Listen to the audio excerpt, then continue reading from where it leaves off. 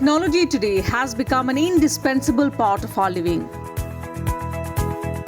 In almost every facet of our lives, the tools we use to work, study, or even play, how we shop for various products and services, how we communicate and interact with each other. Our dependence on technology has only been increasing. And all of this technology on which we rely to make our lives convenient is being made by just a handful of companies.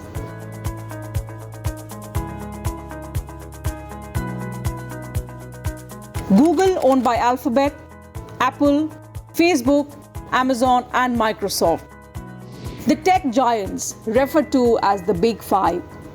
These companies have gained dominance in their respective fields. Even though they're all based in the United States of America, they have an established global presence.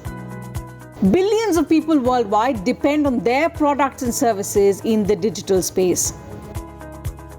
Their financial power is unrivaled.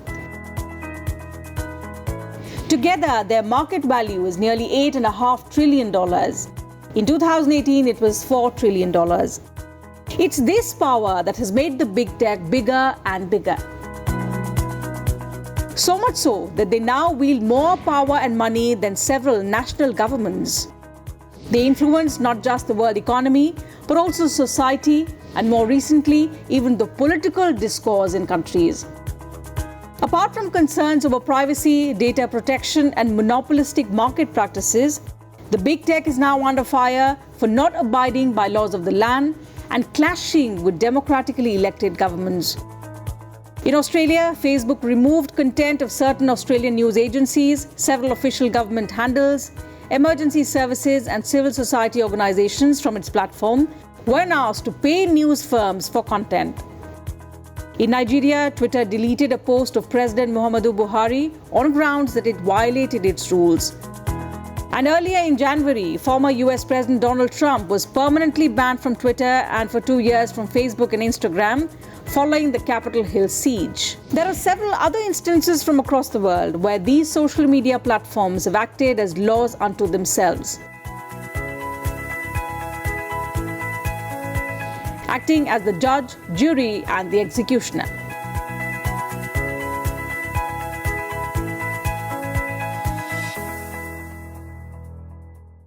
Stemming from these very concerns are calls to regulate big tech and the recent revelations by a former employee of Facebook that the world's largest social media platform puts own profits over user safety has renewed demands to regulate or break up big tech. So what is the way forward? How can digital platforms be made more accountable and safe is what we will discuss on this edition of the Global Debate. Hello and welcome to the program. I'm Teena. Joining me are three distinguished panelists from different parts of the world. So let me first introduce them to you. I have with me Mr. Robert D. Atkinson, founder and president of the Information Technology and Innovation Foundation. It's a public policy think tank based in Washington, D.C. It focuses on technology research. I'm also joined by Mr. Gulshan Rai. He's the Chief Information Security Officer at the Prime Minister's Office, Government of India. He has over 30 years of experience in information technology, including e-governance, cybersecurity, and cyber laws. And Professor Douglas Arner. He's a Kerry Holdings Professor in Law, RGC Senior Fellow in Digital Finance and Sustainable Development, and Associate Director of the HKU Standard Chartered Foundation FinTech Academy at the University of Hong Kong. Thank you, gentlemen, for joining me on the program today, and I welcome you all to Sansad TV. Dr. Rai, allow me to begin the discussion with you. So, just a handful of companies today are wielding more money and power than many national governments. But what's more concerning for countries worldwide is not just their extraordinary rise in monetary terms, but also their profound influence socially and politically. What's your opinion? How worrying is this concentration of power in a few hands? Thanks very much. I think we need to look at the social media in a perspective comparing with what it has replaced there. The social media brought two things there. It's a journal to talk about you publishing your own blogs, you talk about you publishing on your own newspaper, and your own journal kind of a thing. That's what it was. It is an alternate to the print media there. That's one aspect. Once you look at the YouTube, it's like your own TV channel. So social media is like any other media channel, which we have been using it. And now also we are using both print and the TV channel here. Both print, the newspaper, the magazines, or the TV channels have a lot of influence. They carry the capacity of influencing both politically, scientifically, technically, in our socially also there. They also have. So the social media also can influence it. There is nothing new about it. Only difference in this is that you can access it at a pressing of a button, anytime, anywhere, store it, or from any corner of the world, any part of the world, you can access instantaneously. That's a difference, and that makes a big difference what you are talking about it there. You can morph the pictures, you can manipulate the pictures, you can manipulate the content. That brings another aspect to the social media has brought it, and by virtue of technological implementation there. Once this technological implementation has come up, any addition will have its own implication, good and bad also there. But the model which has been followed by the social media itself is a little problematic, which is adding to the confusion. Absolutely. You pay the advertisement. You pay the advertisement in the normal media, but here the model is different. The media, the advertisements are charged based on a click there. So more clicks and more kind of a revenue there. That model itself is a source of the issues which we are discussing it. More controversy, more clicks, and then the more revenue is there. That part is being exploited in the social media, and that's what is one of the major reasons what we are facing it. Okay, today. Professor Arner, let me take that point that Dr. Rai is making to understand. If we look back a decade ago or so, these very companies transformed information technology. They brought about a revolution. They empowered people. But today we are in a situation wherein what we are talking is just a handful of companies wielding more power, at times in conflict with democratically elected governments. And that is what is concerning to several countries now, which are mulling to bring about laws to regulate these tech giants. Help us understand what gave these companies the free wheel over these years to actually come to a state wherein they're wielding so much power and money. Yeah, I think that's a very good question. And, you know, if we look back to the early 1990s, I think when we were talking about the internet boom, the expectations, none of us really expected this eventual concentration and dominance. And in many ways, it was very unpredictable which firms would end up in these sorts of positions. And I think the key aspect, if we're thinking of this from a point of time, has been the technological evolution, that data storage has become cheaper, much more powerful, computing power, communications, all of these things have made it much more easy to access. And when we think about data businesses, they're businesses that are characterized by network effects, economies of scope and scale. So it's often the case that the more data, the more interconnections, the more potential benefits. And really, the challenge here is thinking about different models. In other words, how do you go about getting the benefits of network effects through data without ending up with a concentration of data ownership as the model of achieving those network effects?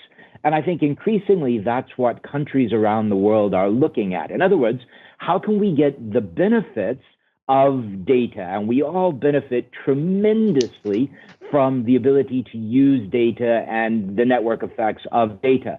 But how do we avoid those benefits being largely concentrated in the hands of a very small group? And I think what we're seeing are the advent of a range of different models. In some ways, the advent of this comes from a historical US-based approach focused on property rights, where you can exchange data for any sort of service. And over time, most of us have exchanged vast amounts of data for free services, ending up with concentration. Others in the EU, we've seen a different model, a rights-based model. But then the question is how you go about enabling the use of that data to actually power useful services and tools. Or we see in the context of China, once again, a different model where increasingly data pools are being seen as a sort of state-based resource. So I think the key point here is that this was an evolution that was largely brought about by the fact that data has network effects, and that as the world has become ever more digitized, the process of the fourth industrial revolution, the digitization driven by COVID, that data has become ever more useful and powerful, but the simplest model of aggregation has been private ownership, and that has tended towards concentration. And we're now to the point where we need to think about how do we go about balancing the benefits with some of the emerging downsides and risks. Absolutely. Very important point there made by Professor Arner. Mr. Atkinson, what's your opinion looking at the situation we are in? So those very tech companies that empowered the world, made information so easier and accessible on our fingertips, now have come under fire for violating privacy, for not safeguarding our data. And obviously, monopolistic market practices is something that they've also been accused of. So looking at all these aspects, do you think it's time to bring about certain kind of regulation for these companies? Sure, there could be some rules, but what people really are talking about are massive rules, big antitrust enforcement, breaking them up. I don't think there's any reason for that. You know, last time I was in India, I was able to video WhatsApp my daughter here in Washington, D.C. and talk to her for free. 20 years ago, I couldn't have done video and I would have been paying $10 a minute. So we have to understand, you know, the massive amount of benefits that Indians and other people around the world get. I don't pay anything for Google. I don't pay anything for Facebook. I get those for free. The second thing I think is important is we talk about, you know, all the benefits these companies are making money. But again, they're making money, but they're also giving us these services for free. And I think it's the wrong way to think about it in terms of their dominance. You know, you mentioned these companies are big. Sure they are, because they're global companies. They're serving the world. But look at Indian companies, for example. Are we talking about breaking up Reliance or Tata? Reliance is, if it were a country, it would be bigger than every other country, but maybe 40 or 50 countries in the world. So we're not talking about breaking up Reliance or Tata. I think the key thing to understand here is when you talk about power, these companies get criticized for no matter what they do. So part of your criticism was, hey, these companies took down Donald Trump. But there's equally vociferous criticism that people make. All these companies don't take down enough. They didn't take down something they should have taken down. These companies really, they're damned if they do and damned if they don't. If they don't take down more content, they're criticized. If they take down content, they're criticized. And so what's the answer to that? The answer certainly cannot be government. I hope nobody thinks that government, I mean, that's the China model. The China model is the government decides what content goes up and what content comes down.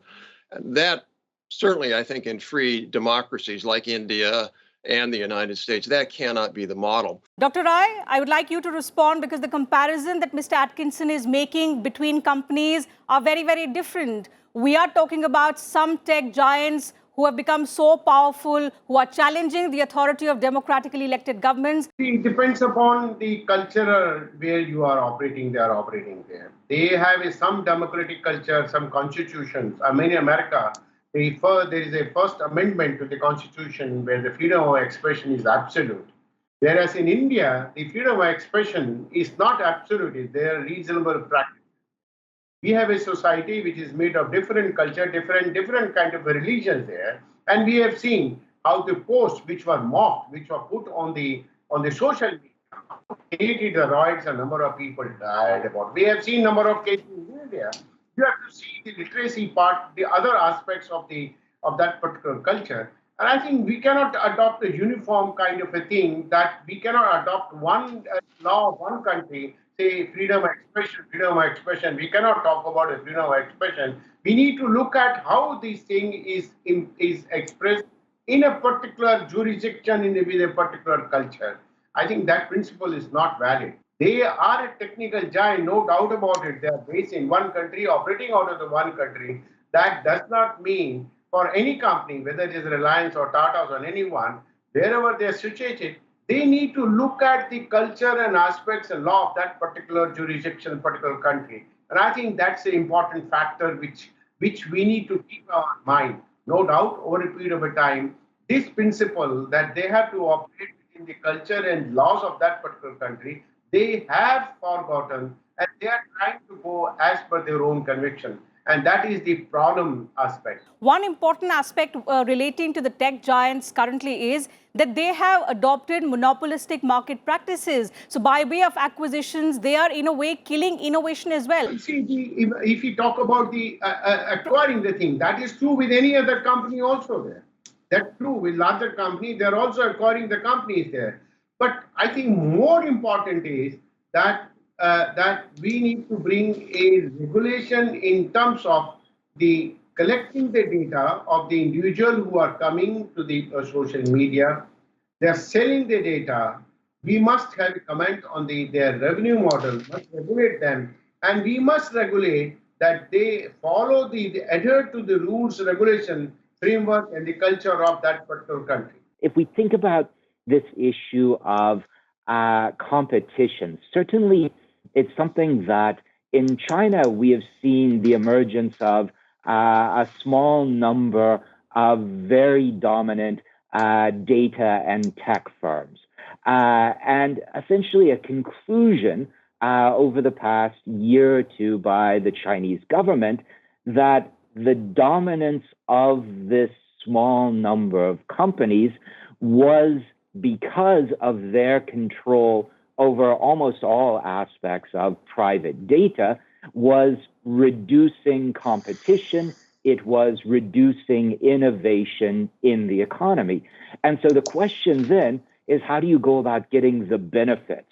And what we are seeing is in different pieces. So in cybersecurity, I have a feeling most countries are going to take similar approaches. If we think about data protection, data control, data privacy, I think we're already seeing very different approaches between the US, the EU, and China. And it's probably not going to be possible to have a common data protection, data control approach across those. And so I think we are entering into a period where one of the biggest aspects of competition between major economies is going to be a way around how they use data to power their economies, to power innovation going forward. Mr. Atkinson, let me come back to you with another question. So whenever there is talk about regulating social media, and which is now gaining traction in several parts of the world, also in the United States of America, which has for years given a free run to these companies, the country is now discussing antitrust policies. There is also a growing clamor to relook at Section 230 of the Communications Decency Act. Do you think that is something that could happen anytime soon? Sure. So let me just clarify a couple of things that Mr. Ray said. Number one, these companies do not sell data. It's a myth. What they sell are eyeballs. So Facebook doesn't sell my data to Procter & Gamble or some company. All they do is they tell the advertiser, hey, there are this class of people on Facebook that you can advertise from. So they do not sell data. Secondly, I 100% agree with Mr. Ray that we shouldn't have one set of rules. It shouldn't be the Chinese rules. It shouldn't be the US rules. Every country has to decide on their own set of rules. So we absolutely agree on that. If one of these companies, whether it's Tata or in India or whether it's Facebook or whoever, violates Indian law, they should be prosecuted. I don't see why that's even up for grabs here if they have a law and they prosecute it. When it comes to antitrust, I think one of the big mistakes that people make in this debate is that they think that there's a market for social media or a market for YouTube videos. There's not. What the market is for advertising. These companies compete intensely for one thing, that's eyeballs. So TikTok is a different, short form video platform is a different application than Facebook. But Facebook and TikTok are competing intensely for eyeballs. So the notion that these are monopolies, I think, is really misleading. They're not monopolies. They're competing for every moment of my attention, whether it's on Google or Facebook or whatever it might be.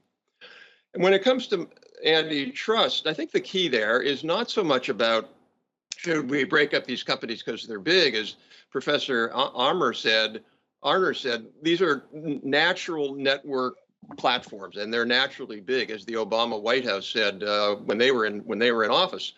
You know, do we really want to have Facebook and Headbook? I really don't. When I post to Facebook, I don't want to have to go and post again. Oh, I'm only on Facebook, but half of my followers are on Headbook. What a waste of time that would be. So we have to recognize that there's so many benefits. Same with TikTok. I don't want to have to follow two people. In terms of the U.S., the key thing in the U.S. in terms of antitrust is not so much what the Federal Trade Commission wants to do, which is right now led by somebody who is, frankly, anti-big business. It's really what the courts will do. And in the U.S., at least, it's not against the law to get big. It's never been against the law to get big. And so I'm very skeptical that the courts will break up. In fact, if you saw the case against Facebook that the Federal Trade Commission brought, the courts threw it out because there's no evidence of that. They didn't even look at the market the right way.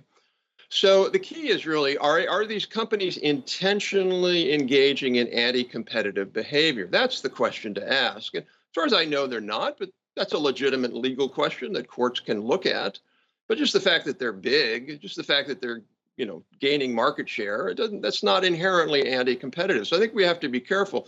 Okay, so when we talk about a balanced approach, Dr. Rai, coming back to you for a final question, we've all spoken about how there is no uniform policy that can be adopted by the world. Every country has to adapt its own law and deal with these companies that are now wielding power and money as well.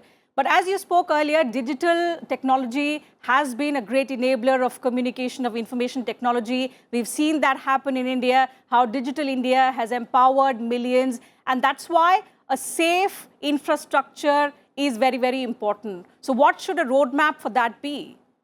The roadmap is very clear that, first of all, that they must adhere to the rules, regulation of that particular country. And I agree with my esteemed panelist, which he supported me, that they should agree to that.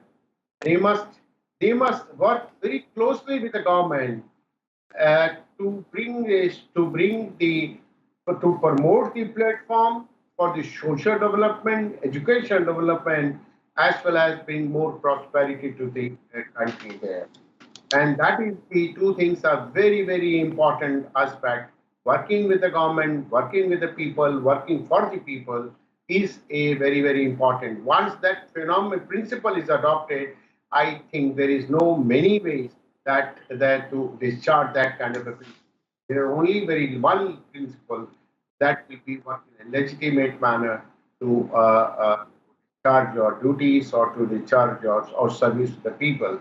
No doubt, they are a company. They have invested whole lot billions of dollars there, and they need to earn money. I'm not saying they can't earn money. They should earn money. But I think if they do like any other business, and follow the law as like any other company, I think that is okay. Enough. Professor Arner? And the regulation, the rest of the thing will be addressed. Professor Arner, the final word from you. So a safe digital infrastructure is in the best interest of the world. So what kind of architecture should the global players be looking at, which is safe, which is not monopolistic, and at the same time, it is not asserting its authority on anyone? I think that's a big and very important question.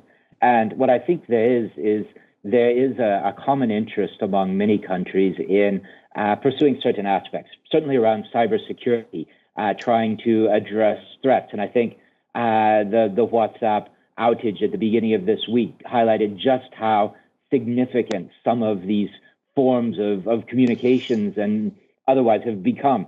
The second is, I think, we need to think about interactions on a cross-border basis. In other words, how do companies from one market access other markets digitally?